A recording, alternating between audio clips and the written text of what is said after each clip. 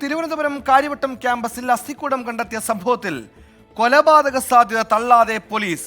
രാസപരിശോധനാ ഫലം ലഭിച്ചാൽ മാത്രമേ ആത്മഹത്യയാണോ കൊലപാതകമാണോ എന്ന് ഉറപ്പിക്കാൻ സാധിക്കുകയുള്ളൂ. യുവാവ് ജോലി ചെയ്ത കഴക്കൂട്ടം, ചെന്നൈ, എറണാകുളം എന്നിവിടങ്ങൾ കേന്ദ്രീകരിച്ചും അന്വേഷണം നടത്തുന്നുണ്ട്.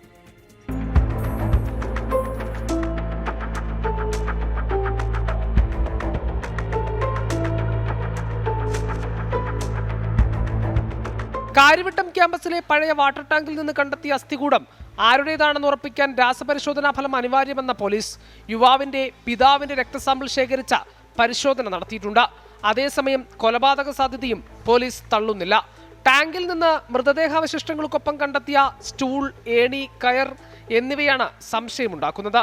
ആത്മഹത്യ ചെയ്യാനെത്തിയയാൾ എങ്ങനെയാണ് ഇത്രയും സുരക്ഷയുള്ള ക്യാമ്പസിൽ ഇതുമായി എത്തിയതെന്നാണ് പോലീസിന്റെ സംശയം.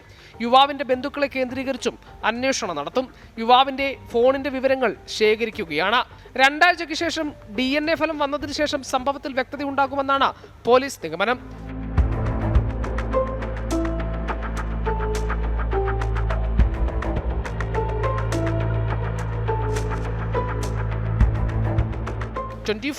തിരുവനന്തപുരം.